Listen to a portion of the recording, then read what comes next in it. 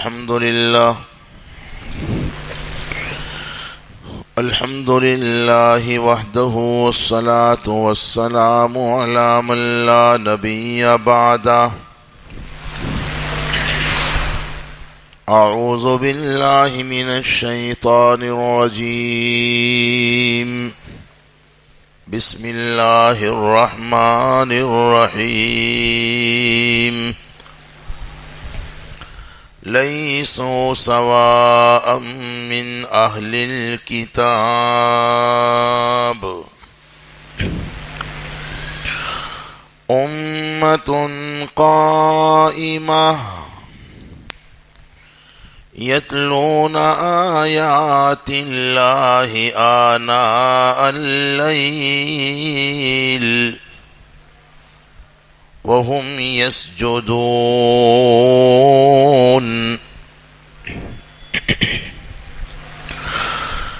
يؤمنون بالله واليوم الآخر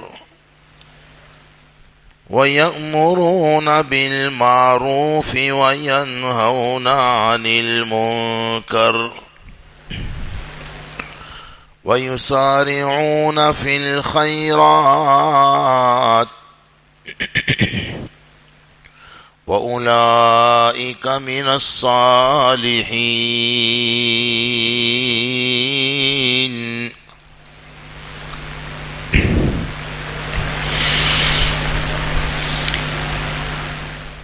صدق الله مولانا العظيم وصدق رسوله النبي الكريم ونحن على ذلك لمن الشاهدين والشاكرين والحمد لله رب العالمين.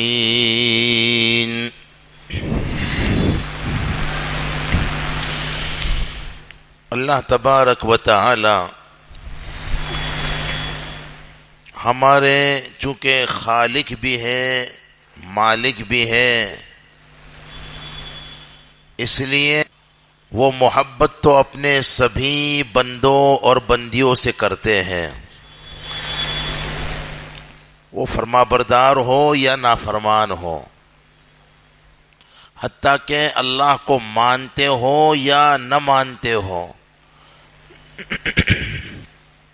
محبت سب سے کرتے ہیں. اور یقین مانو یہ سچ اور حق ہے، قرآن و سنت میں اس کے کئی دلائل موجود ہیں. میں اگر اشارہ کروں تو اللہ لطیف بعبادہ، یہاں فرمایا کہ اللہ اپنے سبھی بندوں پر بعبادہ لطیف بعبادہ، اپنے سبھی بندوں پر بڑے مہربان ہیں، وہ فرما بردار ہو یا نافرمان ہو. اسی لیے تو رزق دے رہے، نافرمانیوں کے باوجود محبت نہ کرتے مہربانی نہ کرتے تو نافرمانوں پر رزق بند نہ کر دیتے. نافرمانیوں کے باوجود نعمتوں کو سلب نہیں کر لیتے، چھین نہیں لیتے، نعمتوں سے محروم نہیں کر دیتے. محبت ہے تبھی تو ہو رہا ہے. ایک ایک جملہ بہت غور سے سنیے. اللہ رب العزت والجلال چونکہ ہمارے خالق بھی ہیں مالک بھی ہیں، اس لیے محبت تو سبھی سے کرتے ہیں، لیکن راضی ان بندوں اور بندیوں سے ہوتے ہیں جو صالح بھی ہیں اور مصلح بھی ہیں. کیا کہا؟ بولو. یہ سمجھنے کی ضرورت ہے، ابھی ہم کوشش کریں گے اسے سمجھانے کی. محبت سب سے کرتے ہیں لیکن خوش کس سے ہوتے ہیں؟ بولو نا یار. جو صالح بھی ہیں اور مصلح بھی ہے. اس کے دلائل ہم آگے دیں گے انشاءاللہ کہ صالح اور مصلح سے محبت کرتے ہیں. ہم چاہتے ہیں کہ اللہ ہم سے محبت بھی کرے اور ہم سے خوش بھی ہو جائے. بولو نا بھائی، کون چاہتا ہے؟ سب چاہتے ہیں. یہاں ایک حدیث شریف سن کر کے ہم آگے بڑھتے ہیں.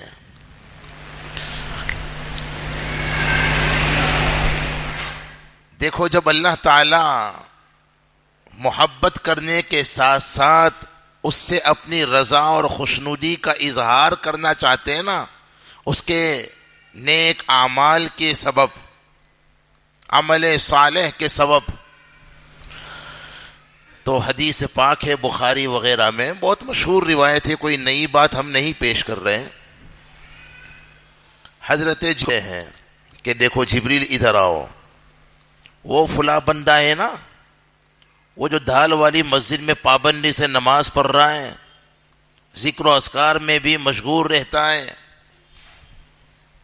اور امت کی فکر بھی کرتا ہے، اس کے اچھے اعمال کی وجہ سے، اچھے اخلاق کی وجہ سے،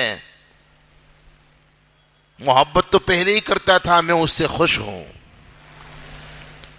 لہذا تم بھی اے جبریل اس بندے سے محبت کرو اور اعلان کرو کہ آسمان کے سارے فرشتے اس سے محبت کریں.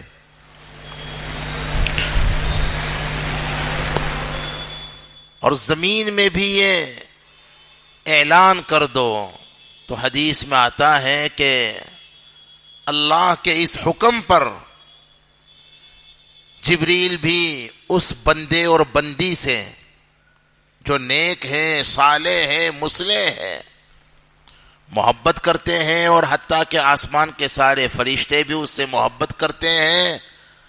اور حدیث میں آتا ہے کہ اس کے لیے زمین میں اللہ کے جو نیک بندے ہیں ان کے دلوں میں اس کی محبت ڈال دی جاتی ہے.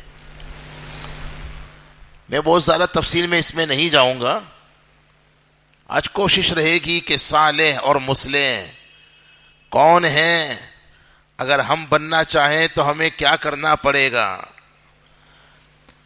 اور ہمیں کیوں صالح اور مصلح بننا چاہیے. اس لیے کہ اللہ تبارک و تعالی کی رضا اور خوشنودی کا بہترین ذریعہ یہ بھی ہے. قرآن کریم کے اندر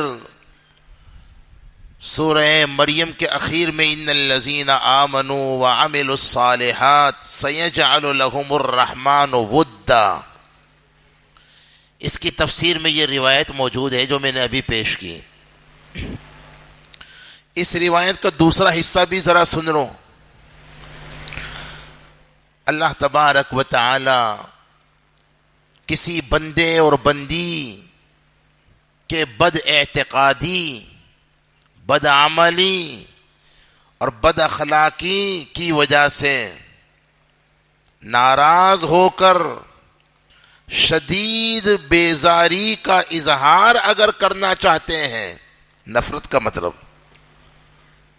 چونکہ یہ لفظ اللہ پاک کے لیے بے ادبی والا محسوس ہوتا ہے، ناراض ہو کر شدید بیزاری کا اگر اظہار کرنا چاہتے ہیں تو جبریل کو بلا کر کہتے ہیں دیکھو وہ جو فلاں بندہ ہے نا، مجھے اس سے بالکل محبت نہیں، تم بھی محبت مت کرنا، اور کہو کہ سارے فرشتوں سے کہو اس سے بالکل محبت نہ کریں، اور زمین پر بھی یہ اعلان کر دو.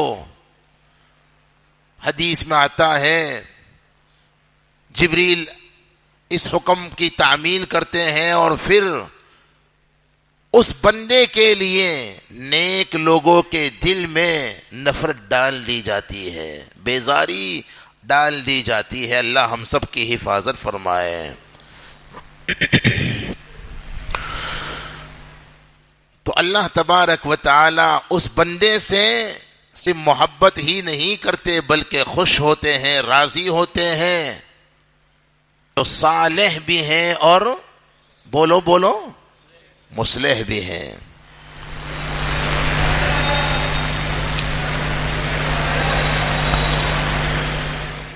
قرآن کریم سے یہ ثابت ہوتا ہے کہ یہ صالح اور مصلح ہونا لازم اور ملزوم ہے. سمجھیں؟ دوسری بات قرآن پاک سے یہ ثابت ہوتی ہے کہ ہر مسلمان کے لیے صالح ہونا بھی ضروری ہے اور مصلح ہونا بھی اچھا پہلے اس کو میں بھول گیا، معاف کیجئے. صالح کسے کہتے ہیں اور مصلح کسے کہتے ہیں؟ آسان لفظوں میں اگر ہم سمجھنا چاہیں، صالح اسے کہتے ہیں جس نے اپنے عقائد کی، اپنے اعمال کی، اپنے ظاہری اور باطنی اخلاق اور احوال کی اصلاح کر لی اور اعمال صالحہ والی زندگی گزارتا ہے، اسے کہتے ہیں، بولو نا یار، صالح ہے نا. اور مصلح کسے کہتے ہیں؟ جو اپنی اصلاح کے ساتھ ساتھ قوم کی بھی، دوسروں کی بھی، ماتحتوں کی بھی اصلاح کی فکر کرتا ہے. سمجھے نا؟ صالح جو نیک صالح ہے دوسرے لفظوں میں، اور مصلح جو نیک صالح بھی ہیں اور دوسروں کو بھی نیک صالح بنانے کی فکر کرتا ہے، کوشش کرتا ہے، اس کے لیے مختلف پروگرام کرتا ہے، مختلف طریقے اختیار کرتا ہے وغیرہ. قرآن کریم سے یہ معلوم ہوتا ہے کہ ہر مسلمان کے لیے صالح ہونا بھی لازم ہے اور مصلح ہونا بھی. دو دلیلیں پیش کرتا ہوں اس پر. کیا کہا؟ ہر مسلمان کو نیک صالح ہونا تو ضروری ہے ہی، مصلح ہونا بھی ضروری ہے، اور صاحبوں مصلح ہونے کے لیے کسی صاحب نسبت بزرگ کا خلیفہ ہونا ضروری نہیں ہے، کسی کا مرشد ہونا، پیر ہونا، عالم ہونا بھی ضروری نہیں ہے. مصلح ہونے کے لیے صالح ہونا ضروری ہے، مسلمان ہونا ضروری ہے. جو مسلمان ہوگا وہ صالح بھی ہوگا اور مصلح بھی ہوگا، اور جس مسلمان میں یہ دونوں صفات نہ پائی جائے وہ سچا پکا مسلمان نہیں ہو سکتا. چنانچہ آپ دیکھیے قرآن کریم کی جامع ترین سورت العصر ہے نا. والعصر جو سورت العصر ہے یہ قرآن کریم کی ایسی جامع ترین سورت ہے. بعض مفسرین تو فرماتے ہیں اگر اللہ تبارک و تعالی پورے قرآن پاک میں اسی ایک سورت کو نازل کرتے نا اور اس کو سمجھ لیا جاتا تو ہدایت کے لیے تو یہ ایک سورت بھی کافی تھی. سورۃ العصر میں اللہ تبارک و تعالی نے آخرت کی حقیقی اور یقینی کامیابی کو جن 4 شرائط یا جن 4 اعمال پر موقوف کیا وہ کیا ہے؟ قرآن پاک میں فرمایا والعصر ان الانسان لفی خسر الا الذین آمنوا وعملوا الصالحات وتواصوا بالحق وتواصوا بالصبر. حق تعالی ارشاد فرماتے ہیں حقیقی نقصان سے اگر بچنا چاہتے ہو، آخرت کے دائمی نقصان سے اگر بچنا چاہتے ہو تو 4 کام کرنے پڑیں گے. جو بھی 4 کام کا اہتمام کرے گا وہ امیر ہو یا غریب، وہ پڑھا لکھا ہو یا ان پڑھ، وہ مرد ہو یا عورت. کتنے کام کرنے ہیں عمل کرنے والے؟ بولو کتنے کام؟ کون کرے گا بھائی؟ اور یہ کام کسی حرج خرچ کے بغیر کر سکتے ہیں، ہم سب کر سکتے ہیں اور ہماری ذمہ داری ہے. اللہ پاک خود قرآن پاک میں فرماتے ہیں آخرت کی یقینی کامیابی چاہتے ہو اور آخرت کے ہمیشہ کے نقصان سے بچنا چاہتے ہو، پہلا کام الا الذین آمنوا، ایمان لاؤ، سمجھے نا، اور ایمان کے تقاضے کے مطابق ایمان لانا. آمنت باللہ کما ہوا باسمائہ وصفاتہ، اور دوسرا آمنت باللہ وملائکتہ وکتبہ ورسلہ والیوم الآخر والقدر خیرہ وشرہ من اللہ تعالی والبعث بعد. ان تمام چیزوں پر ایمان ہو، یقین ہو. تفصیل میں نہیں جاتا، میں نے ذرا سا اشارہ کیا. پہلی شرط، پہلا عمل، پہلی چیز، وَعَمِلُوا الصَّالِحَاتِ، حقیقی اور یقینی کامیابی کے حصول کے لیے دوسری شرط اعمال صالحہ کرو، نیک کام کرو. یہ ایک بہت جامع لفظ ہے اعمال صالحہ. اس میں نمازیں بھی آ گئی اور ذکر و اذکار بھی آ گیا، قرآن پاک کی تلاوت بھی آ گئی، اللہ کی عبادت بھی آ گئی، مخلوق کی خدمت بھی آ گئی، حضور کی سنتوں پر عمل سب آ گیا. ہر اچھا کام عمل صالح میں داخل ہے، شامل ہے. معلوم یہ ہوا کہ مسلمان کے لیے صالح ہونا ضروری ہے نا. عمل الصالحات سے کیا ثابت ہوا؟ اور اخیر میں جن دو چیزوں کا تذکرہ ہوا، وَتَوَاصَوْا بِالْحَقِّ اور وَتَوَاصَوْا بِالصَّبْرِ، ہر ایک کے لیے فرمایا. یہ پیر و مرشد کے لیے نہیں، علماءوں کے لیے نہیں، اماموں کے لیے نہیں، امت کے خواص کے لیے نہیں، سب کے لیے. جو مسلمان ہے اس کو یہ چار کام کرنے ہیں. اعمال صالحہ کا اہتمام کریں، صالح بنے، اور ایک دوسرے کو حق کی نصیحت کریں، وصیت کریں، ترغیب دیں، اور صبر کی تلقین کریں. دیکھو یہ گویا اصلاح کا عمل کریں، مصلح بنیں، سمجھے نا. ادھر جو آیت مبارکہ خطبے میں دو آیتیں میں نے پیش کی سورۃ آل عمران کی، اس آیت کریمہ سے اخیر میں جا کر کے اللہ پاک نے اولئک ھم الصالحون، تو یہ نیک اور صالح لوگ کون ہیں؟ ان کی صفات میں مصلح ہونا بھی مذکور ہے. 6 صفات جن میں پائی جائیں گی، اللہ کے نزدیک وہ صالح بھی ہیں اور مصلح بھی ہیں. کتنی صفات؟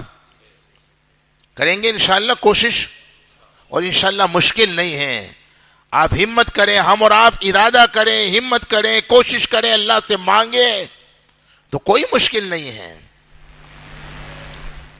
قرآن کہتا ہے یہ 6 صفات جن میں پائی جائے وہ صالح بھی ہیں اور مصلح بھی ہیں. اور صالح اور مصلح کا کیا انعام ہے وہ بھی کوشش کروں گا بتلانے کی. کون سی صفات؟ لیسوا سواء من اہل الکتاب، اللہ نے جن کو کتاب عطا کی ہوئی ہے، بہت جامع جملہ ہے یہ بھی، وہ سارے برابر نہیں ہیں. یا دوسرے لفظوں میں اگر آسان لفظوں میں کہوں، سارے ایمان والے برابر نہیں ہیں. جو ذکر کرنے والے ہیں اور جو ذکر سے غافل ہیں، لیسوا سواء، یہ دونوں برابر نہیں ہیں. جو نمازی ہیں جو بے نمازی ہیں، لیسوا سواء، یہ دونوں برابر کیسے ہو سکتے ہیں؟ جو سچے ہیں جو جھوٹے ہیں، لیسوا سواء، یہ برابر نہیں ہے. سچے سچے ہیں، جھوٹے جھوٹے ہیں. جو ایماندار ہیں اور جو خائن ہیں، خیانت کرنے والے، لیسوا سواء. جو اللہ کے فرما بردار اور تابع دار ہیں وہ اور جو اللہ کے نافرمان، لیسوا سواء.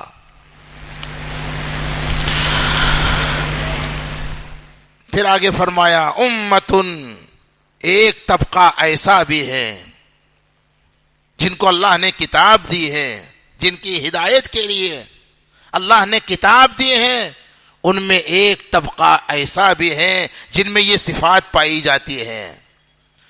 دعا کریں اللہ تعالیٰ اس پاکیزہ طبقے میں ہمارا شمار کر لے، لیکن خالی دعائیں کرنے سے ہمارا شمار اس میں نہیں ہو جائے گا۔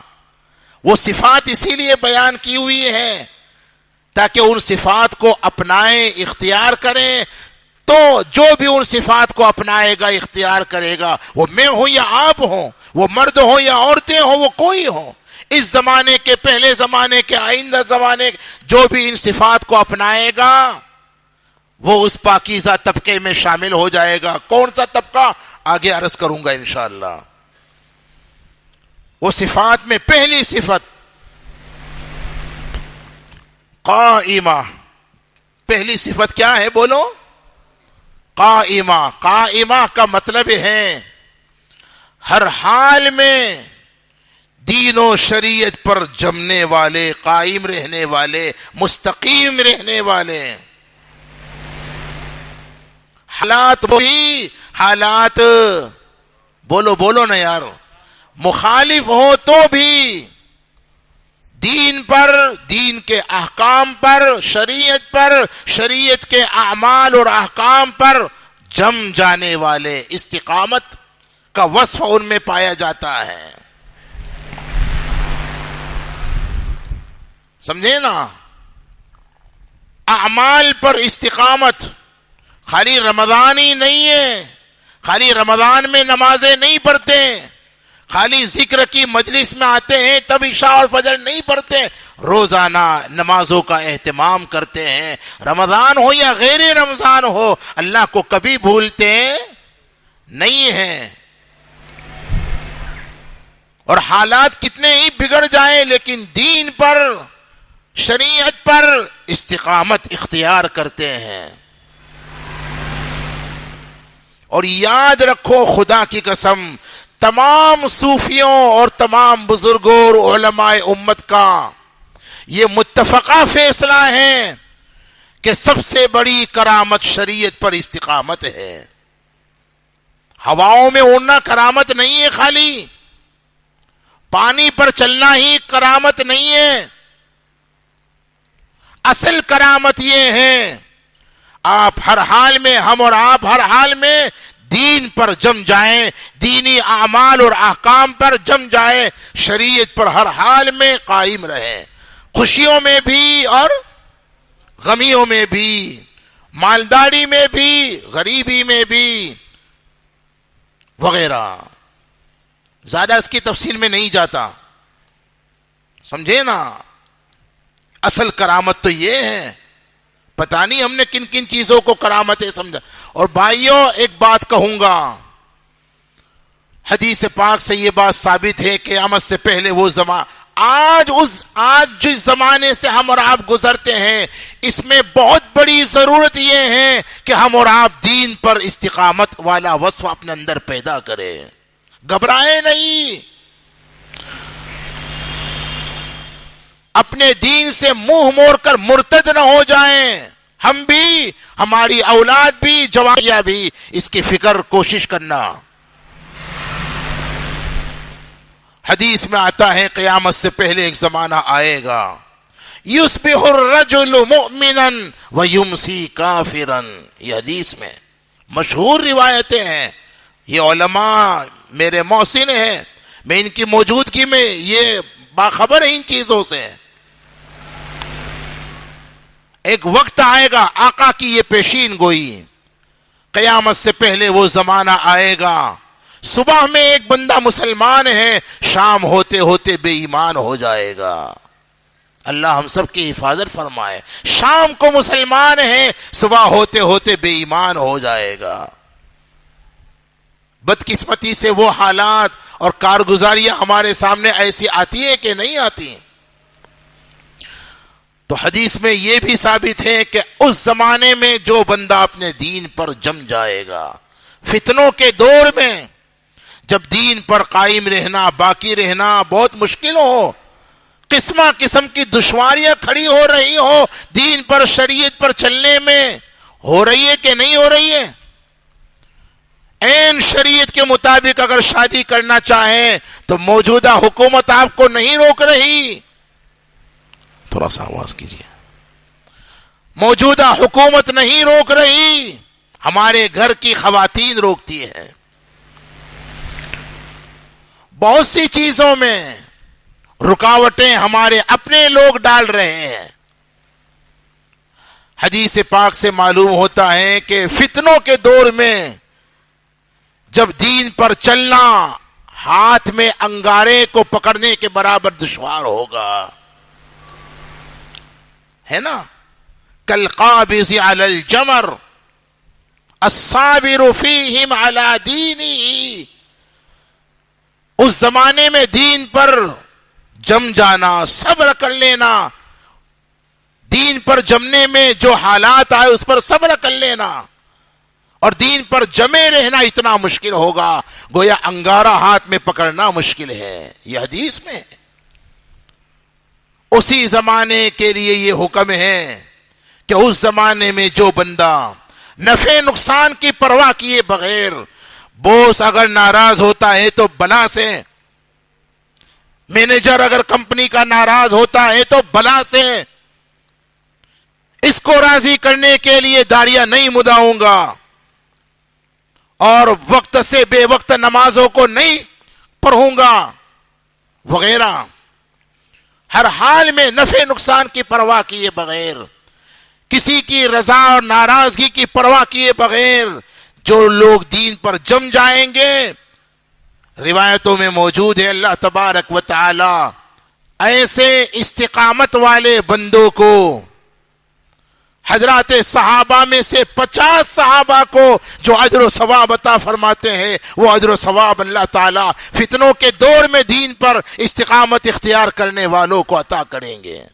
مشکات میں روایت موجود ہے. حالات تو بے شک نازک ہیں. سچائی کے ساتھ تجارت کرنا بظاہر اتنا آسان نہیں ہے. امانت داری کے ساتھ تجارت کرنا بظاہر اتنا آسان نہیں ہے.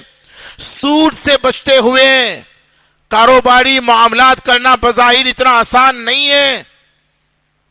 لیکن جو بندہ یہ قسم کھا لے، ارادہ کر لے کہ کچھ ہو جائے میں شریعت کے خلاف کام نہیں کروں گا، تو مشکل بھی نہیں، پھر اللہ مدد کرتے اس کی.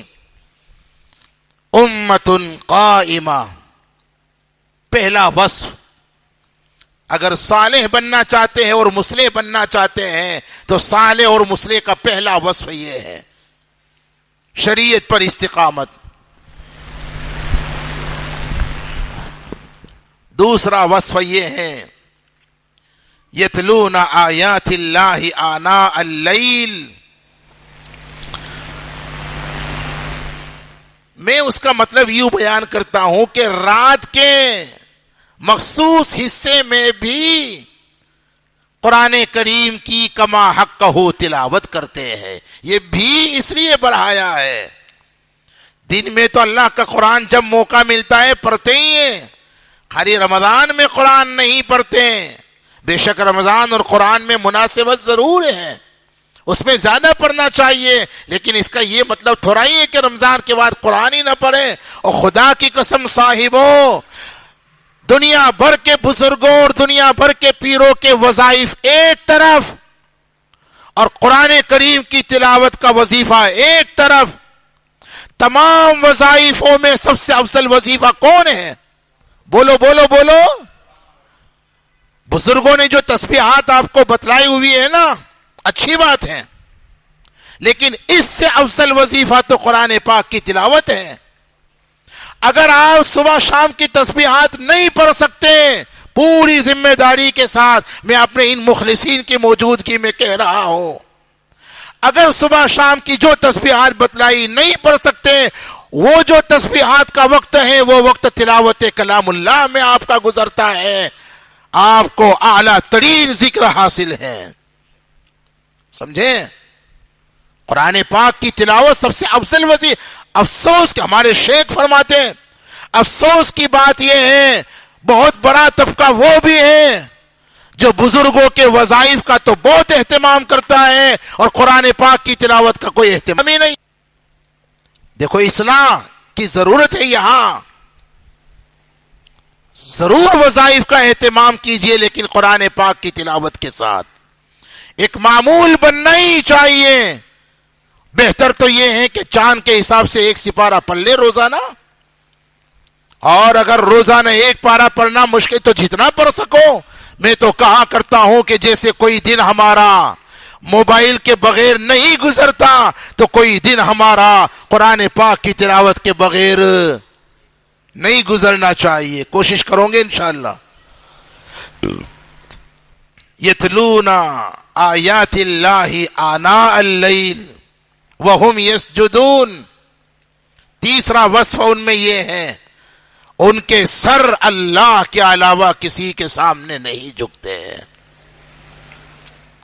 ایک مطلب یہ بھی علماء نے بیان کیا ہے کہ سجدوں کی کثرت کرتے ہیں، اور یہ سجدوں کی کثرت کا مطلب نوافل کا اہتمام کرتے ہیں. دن کے نوافل ہو، رات کے نوافل ہو، سجدوں کی کثرت تو تبھی ہوگی. اور یہ سجدوں کی کثرت وہ پاکیزہ عمل ہیں ہمارے آقا اور مولا تاجدار مدینہ سرکار دو عالم صلی اللہ علیہ وسلم کے ایک خاص خادم تھے حضرت ربیعہ رضی اللہ تعالی عنہ. مشکات میں ان کا واقعہ ہے. اصحاب صفہ میں سے تھے، ایک دم غریب صحابی. اصحاب صفہ جو تھے نا، بظاہر ان کا نہ کوئی گھر تھا نہ در، صفہ پر پڑے رہتے تھے، اور صورتحال یہ تھی کہ مل گئی تو روزی، نہ ملے تو روزہ. صابر، جفاکش، قناعت پسند یہ لوگ تھے. انہی میں یہ صحابی اللہ کے رسول صلی اللہ علیہ وسلم کے خادم تھے. کتنے مبارک تھے وہ لوگ جن کو اپنے امام کی نہیں، اپنے پیر کی نہیں، اپنے علماء کی نہیں، اپنے نبی کی خدمت کا موقع ملا صلی اللہ علیہ وسلم. چنانچہ روایت میں آتا ہے رات میں جب ہمارے آقا اٹھتے تھے تو یہ صحابی کی ذمہ داری یہ تھی حضور کے لیے وضو کے پانی کا انتظام کرنا، مسواک کا انتظام کرنا وغیرہ وغیرہ. اب یہ مخصوص وقت میں یہ خدمت کرنے والے حضور نے ایک دن خوش ہو کر فرمایا مانگ کیا مانگتا ہے. یہاں بھی علماء نے بہت شاندار کلام کیا ہے، میں چاہتے ہوئے اس کو کھول نہیں سکتا. حضور کو اللہ رب العزت کی رحمت پر یقین تھا اور حضور نے یہ محسوس کیا کہ یہ اللہ کی خاص رحمت کا وقت ہے، اس لیے حضور نے اللہ کی رحمت پر بھروسہ کرتے ہوئے یہ فرما دیا. یہ مطلب نہیں کہ آپ مختار کل ہو گئے، یہ اشارہ کر دیا، ضروری تھا. بہرحال انہوں نے کیا کہا پتہ ہے؟ یا رسول اللہ، پیار سے بولو نا بھائی، صلی اللہ علیہ وسلم. اور تو کسی چیز کی تمنا، طلب اور خواہش نہیں ہے، ایک بات کی تمنا ضرور ہے. میں چاہتا ہوں کہ جیسے دنیا میں اللہ نے آپ کی رفاقت اور معیت عطا فرمائی، جنت میں بھی اللہ آپ کی رفاقت اور معیت عطا کر دے. کیا قیمتی طلب کا اظہار کیا ہے نا. چونکہ ان کی نظر ہماری طرح دنیا پر تو تھی نہیں. کہاں نظر تھی؟ آخرت پر. دنیا بنانے سے زیادہ فکر آخرت کو بنانے کی تھی. یہی تو ہے صالح اور مصلح کی پہچان. دنیا ضرور بنائیے حق حلال طریقے سے شریعت کے دائرے میں رہ کر، لیکن صرف دنیا مت بنائیے، صرف دنیا کا گھر مت بنائیے، صرف دنیا کا بینک بیلنس مت بنائیے. جہاں ہمیشہ رہنا ہے اس کی بھی فکر کیجئے. سمجھے؟ عرض کیا کہ حضور بس یہ چاہتا ہوں. تو ہمارے آقا نے حدیث میں آتا ہے ہاتھ اٹھا کر دعا نہیں کر لی. حالانکہ ہمارے آقا اگر دعا کر دیتے تو ان کا تو کام بن ہی جاتا، لیکن ہمارے آقا نے امت پر رحم کیا. یہ ہے رحمت للعالمین کی ایک دلیل. اس ایک صحابی کے لیے اپنے ساتھ جنت میں رفاقت اور معیت کی دعا کرنے کے بجائے ایک عمل بتلا دیا. اعنی علی کثرت السجود، اگر تم یہ چاہتے ہو کہ جنت میں میری رفاقت اور معیت ملے، میرا ساتھ ملے، تو ایک کام کرنا پڑے گا. کون کرے گا؟ سب کریں گے انشاءاللہ. آقا نے یہ بتلایا ہی اس لیے ہے تاکہ صرف تمہارا فائدہ نہ ہو بلکہ جو بھی عمل کرے اس کا فائدہ ہو جائے. اگر تم یہ چاہتے ہو کہ جنت میں میرا ساتھ ملے تو کثرت سجود کے ذریعے میری مدد کیجئے، یعنی سجدے زیادہ سے زیادہ کرو اللہ کے حضور، یعنی نوافل کا اہتمام کرو. ظاہر ہے نوافل کا اہتمام تو وہی کرے گا نا جو فرائض کا التزام کرتا ہے. خیر، تیسرا وصف یہ تھا. پہلا وصف کیا بیان ہوا؟ شریعت پر بولو استقامت. دوسرا وصف کتاب اللہ کی تلاوت. تیسرا وصف کثرت. چوتھا وصف یؤمنون باللہ والیوم الآخر. اللہ تبارک و تعالی کی ذات پر، اس کی صفات پر کامل اور مکمل، اس کی طاقت پر، اس کی عظمت پر، اس کی قدرت پر کامل اور مکمل ایمان اور یقین ہوتا ہے، اور آخرت سے بھی غفلت نہیں برتتے. یہ چوتھا وصف. اور پانچواں وصف وَيَأْمُرُونَ بِالْمَعْرُوفِ وَيَنْهَوْنَ عَنِ الْمُنْكَرِ. بھلائیوں کا حکم کرتے ہیں اور برائیوں سے روکتے ہیں. یعنی صرف اپنی اصلاح، صرف اپنے آپ میں نیک بن جانے کو وہ کافی نہیں سمجھتے، اپنے ماتحتوں کو نیک بنانے کے لیے اس کی فکر کرتے ہیں، ان کو بھلائیوں کی ترغیب دیتے ہیں، تاکید کرتے ہیں اور برائیوں سے بتاکید روکتے ہیں. یہاں ایک سمجھنے کی بات یہ ہے، علماء نے فرمایا دعوت کا تذکرہ نہیں ہے، امر بالمعروف اور نہی عن المنکر کا تذکرہ. ایک علمی بات ہے لیکن سمجھ میں آئے گی انشاءاللہ. دعوت اور امر بالمعروف نہی عن المنکر میں فرق ہے. اچھوں کو شاید یہ فرق نہیں معلوم ہے.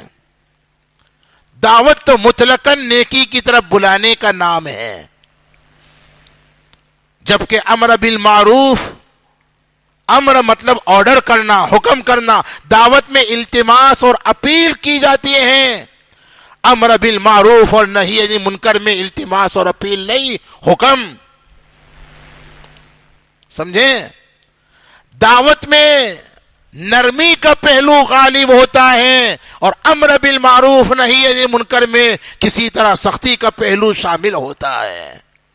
یہ میں اپنی طرف سے کچھ نہیں کہہ رہا، جو کچھ مفسرین نے لکھا ہے وہ بتلا رہا ہوں.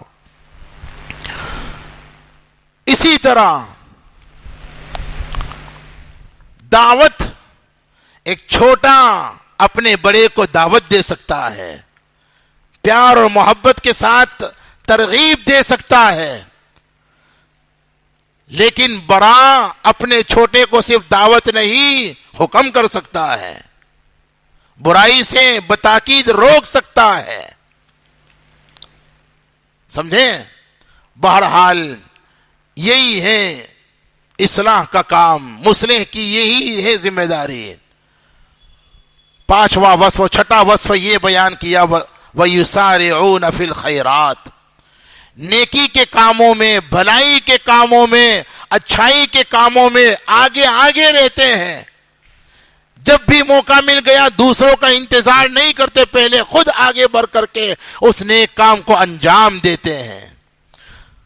قرآن کہتا ہے یہ صفات جن میں پائی جائے اولئک ھم الصالحون، یہ لوگ ہیں نیک صالح. اور جو لوگ نیک صالح ہیں ان کے لیے فرمایا والذین آمنوا وعملوا الصالحات لندخلنہم فی الصالحین. جو لوگ ایمان لائے اور جنہوں نے اعمال صالحہ کا اہتمام کیا، نیک صالح بن گئے، اللہ پاک فرماتے ہیں لَنُدْخِلَنَّهُمْ فِي الصَّالِحِينَ، ہم انہیں جنت میں صالحین کے ساتھ شامل فرما لیں گے۔ سمجھے نا؟ انسانیت کے جو 4 طبقات بیان ہوئے قرآن پاک میں، سب سے اعلیٰ طبقات النبیین کا، دوسرا طبقہ شہداء کا، صدیقین کا، تیسرا طبقہ شہداء کا، اور چوتھا طبقہ صالحین کا۔ صالح ہونا بہت بڑا وصف ہے، بڑے فضائل ہیں ان لوگوں کے لیے جو نیک صالح بن جائے۔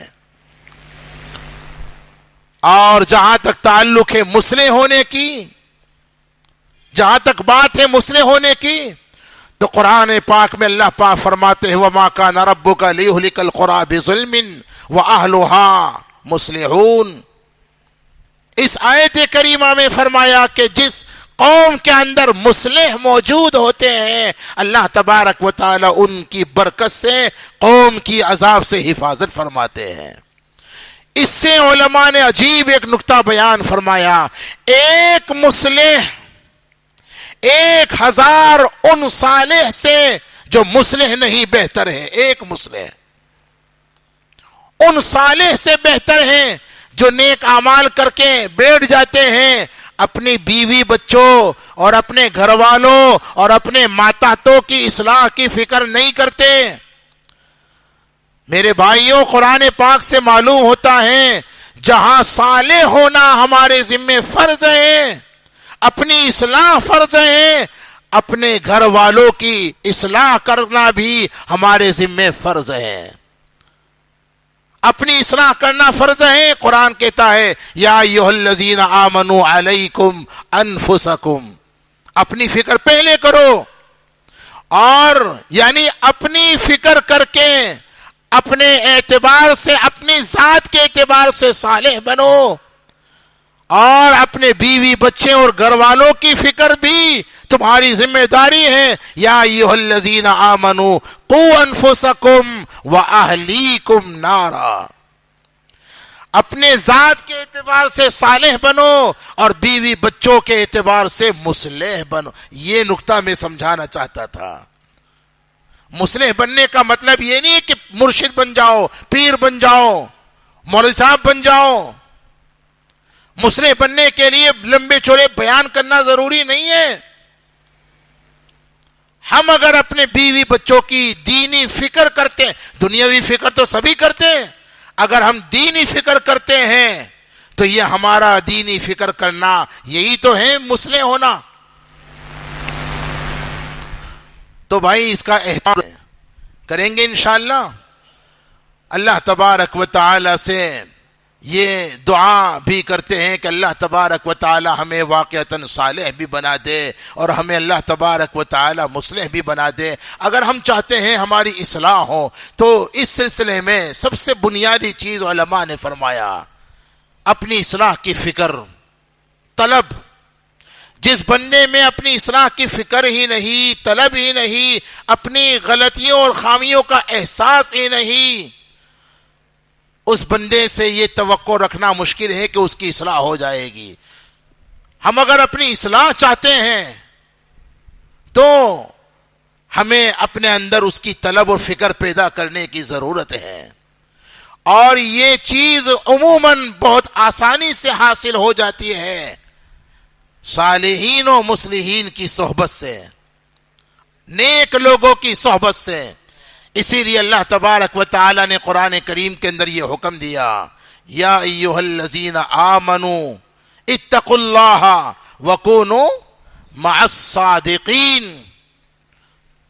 لوگوں، اگر تم چاہتے ہو نیک بن جاؤ تو تمہیں برا ماحول چھوڑنا پڑے گا، بری دوستی چھوڑنی پڑے گی۔ تم ذکر کی مجلس میں آ گئے اور پھر یہاں کے جانے کے بعد آوارہ دوستوں کے ساتھ آپ ان کی صحبت میں جا کر کے بیٹھ گئے، شاید یہاں کا جو نور تھا وہ ختم ہو جائے گا۔ اگر نیک صالح بننا چاہتے ہیں تو صرف نیکی کر لینا کافی نہیں ہے، نیک سالوں کی صحبت میں رہنا بھی لازم اور ضروری ہے، اور اگر اس کے لیے ہر وقت تمہیں نیک صالح کی صحبت میسر نہ ہو تو کم سے کم اتنا تو ضرور کرے کہ جو برے دوست ہیں اور جو برا ماحول ہے، برے دوستوں سے بھی بچا جائے اور برے ماحول سے بھی بچا جائے۔ یاد رکھو دو چیزیں ہر انسان کو متاثر کرتی ہیں، کتنی؟ نمبر 1 ماحول، نمبر 2 موسم، ہے نا؟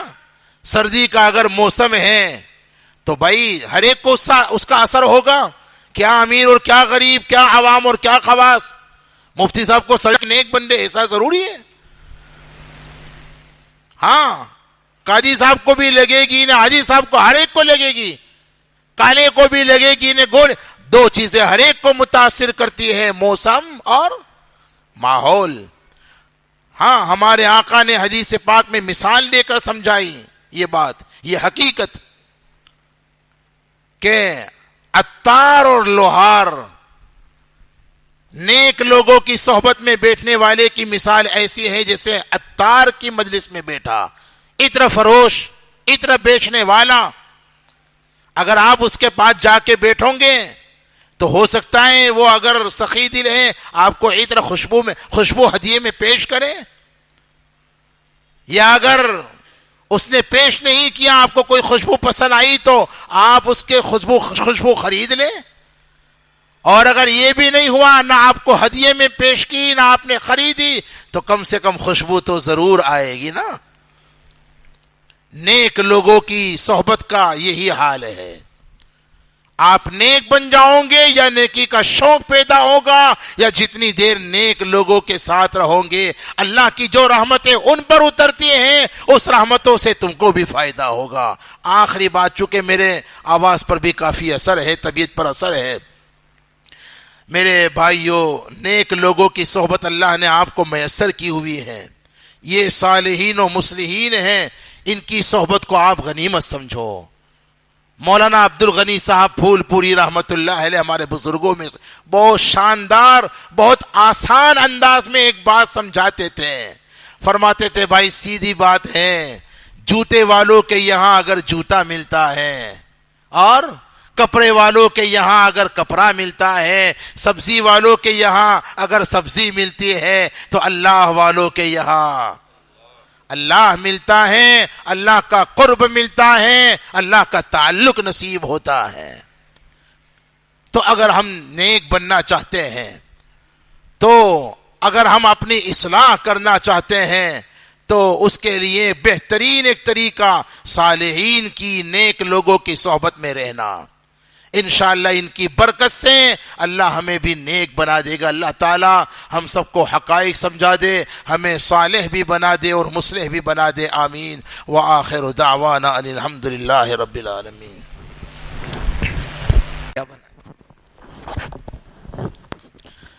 اللہم لک الحمد کما انت اہلہ فصل علی محمد کما انت اہلہ وفل بنا ما انت اہلہ فإنك أهل التقوى وأهل المغفرة ربنا ظلمنا أنفسنا وإن لم تغفر لنا وترحمنا لنكونن من الخاسرين لا إله إلا الله الحليم الكريم سبحان الله رب العرش العظيم الحمد لله رب العالمين نسألك موجبات رحمتك وعزائم مغفرتك والغنيمة من كل بر والسلامة من كل إثم والفوز بالجنة والنجاة من النار اللهم إنا نسألك العفو والعافية۔ یا اللہ بے شک ہم گنہگار بھی ہیں اور کمزور بھی ہیں، اس لیے اے اللہ تجھ سے اے اللہ پیارے نبی کے اس دعا کے ذریعے سے مدد چاہتے ہیں کہ ہمارے ساتھ عفو کا بھی معاملہ فرما دیجئے اور ہمارے ساتھ عافیت کا بھی معاملہ کیجئے۔ عفو کا مطلب یہ ہے کہ ہمارے گناہوں کو صرف معاف مت کیجئے بلکہ مٹا دیجئے۔ اے اللہ فرشتوں نے ہمارے نام اعمال میں ہمارے گناہ لکھ دیے ہیں، اے اللہ بے شک لکھتے ہیں کرامن کاتبین یعلمون ما تفعلون۔ اے اللہ یہ یقین ہمیں عطا فرما دیجئے۔ دیجئے۔ اگر گنہگار کو گناہ کرتے وقت اس بات کا یقین آ جائے اور اس بات کا دھیان آ جائے، اس بات کا استحضار ہو جائے، یہ خیال پیدا ہو جائے کہ میں جو جھوٹ بول رہا ہوں یہ فرشتے لکھ رہے ہیں، میں جو گالی بک رہا ہوں یہ فرشتے لکھ رہے ہیں، میں جو اپنے گھر والوں پر اور اپنے ماتحتوں پر ظلم کر رہا ہوں یہ فرشتے لکھ رہے ہیں، میں جو اپنی بہنوں اور اپنے ذمے کے جو حقوق ہے اس کو ضائع کر رہا ہوں، کسی کی حق تلفی کر رہا ہوں، کسی پر ظلم کر رہا ہوں، یہ فرشتے لکھ رہے ہیں۔ اگر یہ خیال اور یہ یقین اور یہ دھیان پیدا ہو جائے تو ہمارے لیے گناہ سے بچنا آسان ہو سکتا ہے۔ یا اللہ گناہوں سے بچا لیجئے، اور جو گناہ اب تک کی زندگی میں ہوئے بے شک ہوئے ہیں اللہ معاف کر دیجئے۔ یا اللہ نفس و شیطان ہمارے ساتھ لگے ہوئے ہیں، نفس بھی یہ چاہتا ہے ہمیں ہلاک کر دے، کیونکہ قرآن کریم کے اندر آپ ہی نے نفس امارہ کی یہ صفت بیان کی ہے، امارۃ بالسوء وما ابرئ نفسی ان النفس لامارۃ بالسوء۔ بہت زیادہ ہمارا نفس ہمیں برائیوں کی طرف مائل کرتا ہے، اے اللہ شیطان بھی ہمیں برائیوں کی طرف مائل کرتا ہے۔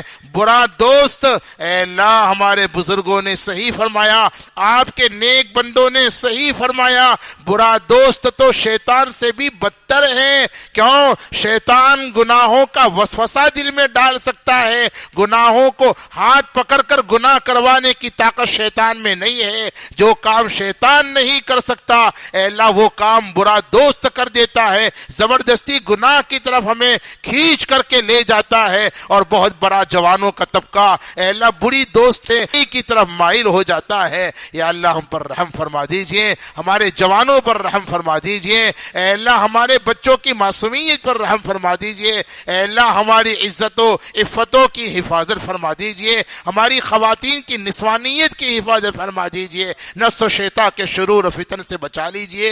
اے اللہ ہمیں اپنے علاوہ اپنے نفسوں کی کا بھی اے اللہ ہمارے نفسوں کے بھی حوالے مت کیجئے۔ یا اللہ ایک لمحے کے برابر، پل جھپکنے کے برابر ہمارے آقا کی دعا میں تو وَلَا تَكِلْنَا إِلَىٰ أَنفُسَنَا طَرْفَةَ عَيْنٍ، اے اللہ اپنے علاوہ کسی کے حوالے ہمیں مت کیجئے، ظالمین کے ظلم سے بچا لیجئے، حاسدین کے حسد سے بچا لیجئے، فتین کے فتنوں سے بچا لیجئے، ماکرین کے مکر سے بچا لیجئے، جادوگروں کے جادوؤں سے بچا لیجئے، برا چاہنے والوں کی برائیوں سے بچا لیجئے۔ یا اللہ ہر وقت ہر حال میں ہر جگہ اپنے حفظ و امان میں رکھ لیجئے، اپنا بنا لیجئے، اپنے دین کے کاموں میں لگا دیجئے۔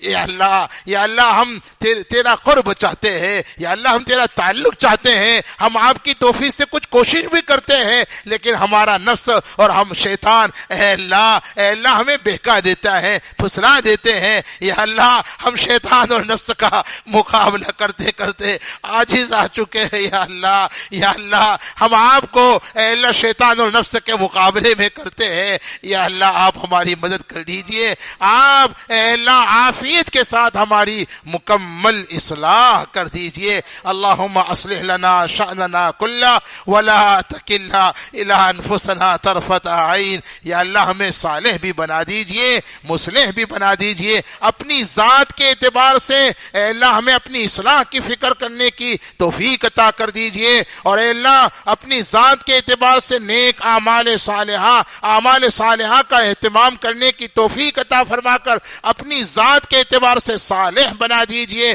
اور اپنے گھر والوں، بیوی بچوں اور ماتحتوں کے اعتبار سے اے اللہ ہمیں مصلح بنا دیجئے۔ اے اللہ ہمیں ایسا بنا دیجئے کہ ہم آپ کو پسند آ جائیں، اور اے اللہ پیارے نبی مرنے کے بعد جب ہمیں دیکھے ہمیں دیکھتے ہی خوش ہو جائے، اور خوش ہو کر ہمیں اپنے دست مبارک سے جام کوثر پلا دے۔ یا اللہ ہمارے دل دنیا کی محبتوں سے بھرے ہوئے ہیں، یا اللہ دامن تو نیکیوں سے خالی ہے، دل امیدوں سے بھرے ہوئے ہیں۔ اللہ جی ہمارے دامن کو نیکیوں سے بھر دیجئے، اور تمام دلی جائز مرادوں کو پورا کر دیجئے۔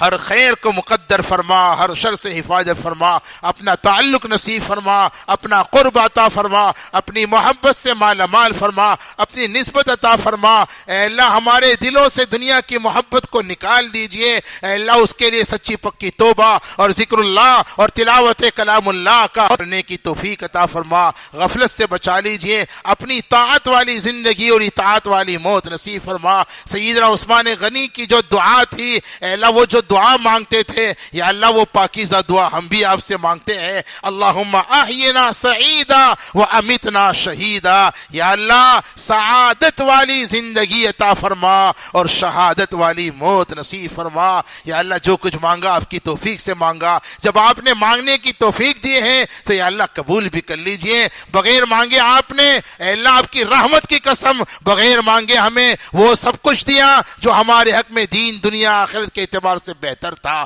اب مانگنے پر بھی وہ سب کچھ عطا کر دیجئے جو ہمارے لیے ہر اعتبار سے بہتر ہے۔ وصلی اللہ وسلم وبارک علی سیدنا مولانا محمد وبارک وسلم برحمتک یا ارحم الراحمین۔